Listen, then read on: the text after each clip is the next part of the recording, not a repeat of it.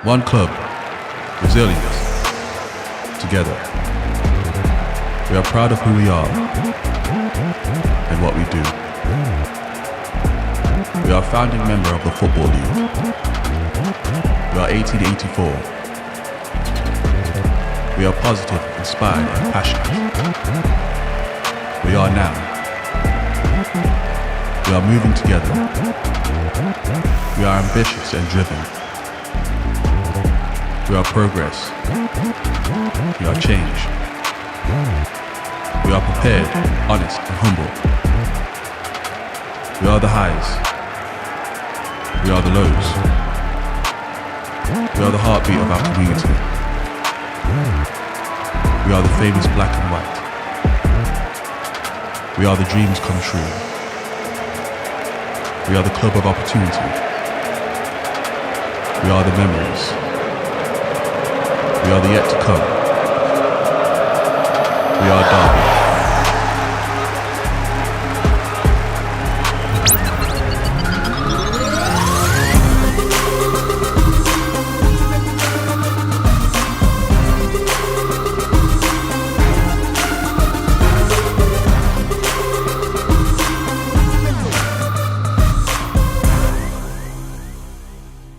Hello and welcome to the preview show from RamsTV. We're back on the road this afternoon following Derby County to Peterborough United. The Rams could have a couple of new faces in the squad.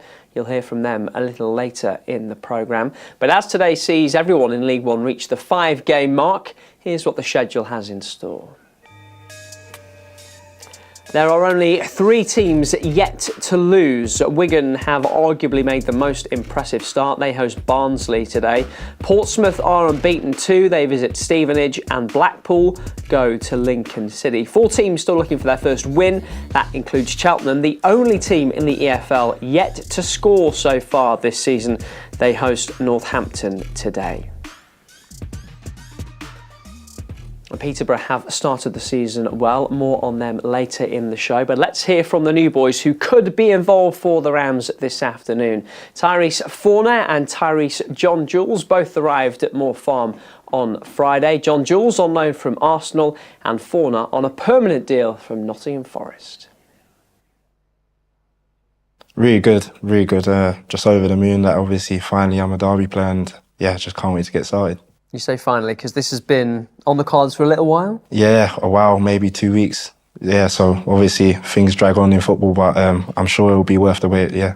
Let me get the elephant in the room out of the way. You're joining from Nottingham Forest. Yeah. Not many players have gone straight from one to the other. I assume there's no apprehension from your point of view about that move. No, there's not. Things in football obviously difficult, but I mean for me this is an amazing opportunity and something that I just can't wait to get started for, yeah. And you had a good time at Forest, we should say. Yeah, amazing time. I've been there since I was 17, so come through the ranks and obviously progressed into the first team. So for me, it's just about football and enjoying my football and being somewhere I'm appreciated. So yeah, that's the main thing for me. And you've had loan spells, of course, Plymouth, Reading last season. What have you learned from those opportunities? Growing, more importantly as a person, I think that's the most important thing as a young footballer, because I'm still 23, still fairly young, but I feel very mature, very, obviously experienced, and I feel like this is the right time to obviously take the step to just express myself and spread my wings permanently, Yeah, was a permanent move important? I mean, the partner's here, the dog's here, which I'm very excited about. I mean, is it important for you to be able to put down some roots? Very important for me because I'm a family man, so I love my family. I love my missus, I love my dog. So it's important that they're obviously on board as well with me on this exciting new chapter. And what about you as a player? What should supporters expect from you? All action. So I like to tackle, I like to drive forward with the ball.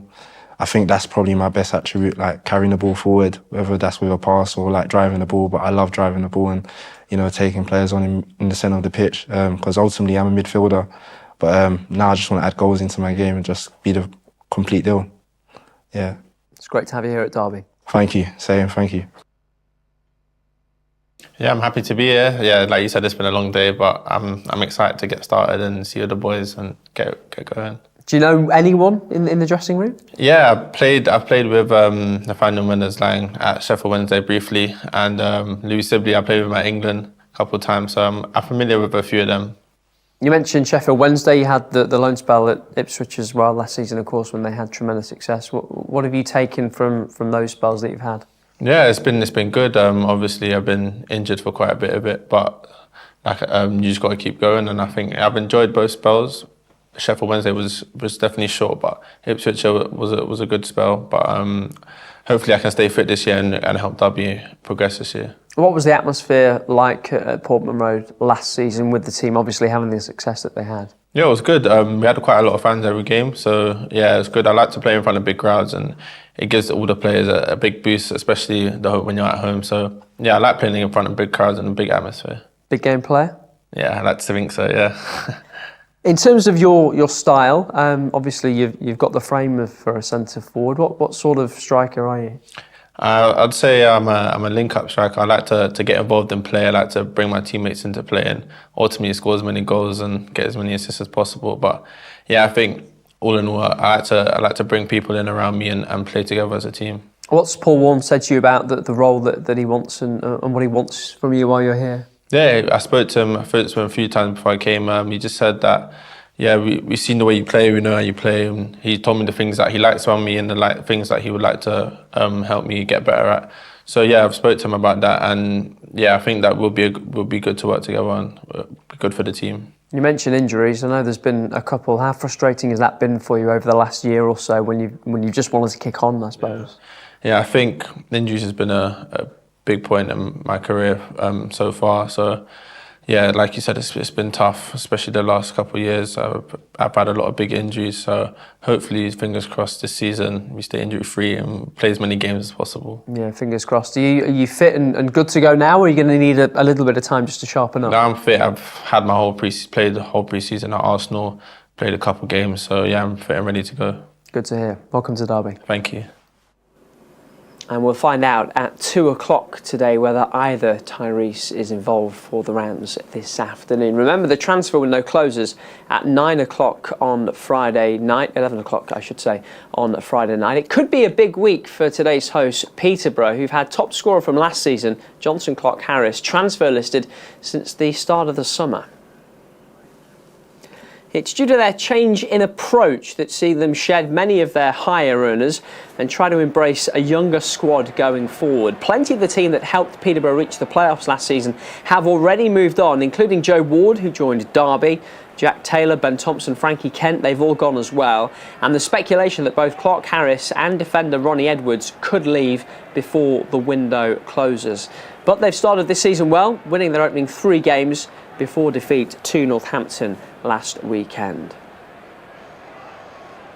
You'll remember that Peterborough pipped Derby to that final playoff place on the final day of last season. As I say, they've started the season well again. Darren Ferguson, the boss, going for his 5th promotion with the club. He's had his eye on today's fixture since the games were announced.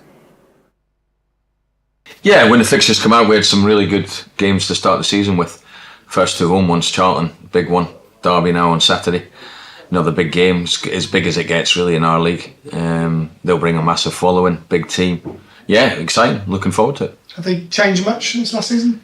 Well, they've added players in, as you would expected. You know, Washington's come in and Waghorn's come in, Wardy's obviously come in, he'll be injured. Wilson, he's another one that's injured that they brought in. They brought in a lot of experience, Bradley at the back. So yeah, there's a lot there that were from last season, but you know, every time you play against Derby County, against a team with a really good manager, Paul, it's going to be a difficult game. Yeah, obviously 18 shots away from home in the last game. It was just about that clinical edge at the end that ultimately cost you, I guess, those things you can work on in training, can't you? Yeah, we showed them on Tuesday morning the stats from the first 5 games, including the cup match, in terms of how many shots we've had, how many entries into the final third, loads. We're right up there. Just have to increase the percentage ratio in terms of that. But then we worked on it Tuesday. But you're going to get that from any player. There's going to be a bit of inconsistency. But it's important then that we show them the stats, the good numbers, and where we've just got to increase things. That's the Peterborough boss, Darren Ferguson, who did see one of his key players leave to join Derby over the summer. But the Rams will be without Joe Ward today as well. He's injured. So too are Max Bird and Kane Wilson. We've been checking up on them and looking ahead to today's game with Rams head coach Paul Warne. Again, I think you'd have to ask them. I can only surmise by how I see him. Kane is okay. He thinks he feels amazing. He feels like the medical team are holding him back.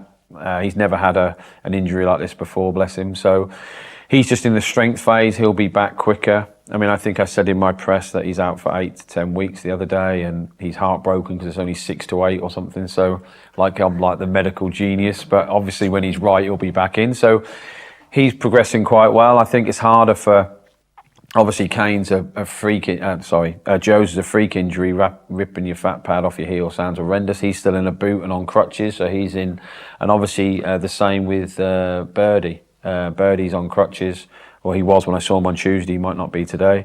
So I think every player struggles with it. Like, it's no different than when you're 14 and you're at school and you can't play for your school team because your ankle's swollen up. Like, you want to play, you train to play, you live to play, all your habits are the same, especially in fairness, Birdie and Joe are both like, I need to word this right, but both intense, both, live for the game, train for the game, eat everything right, sleep right. So when you take off the sugar from them, they're candy, they don't get it at the end of the week, it hits them. So I know both of them two will struggle, so hence why I might smile and wave at Kane more than I speak to the other two, because he's in his own little happiness. You won last Saturday. Looking back at that performance, what are you particularly trying to build on from it?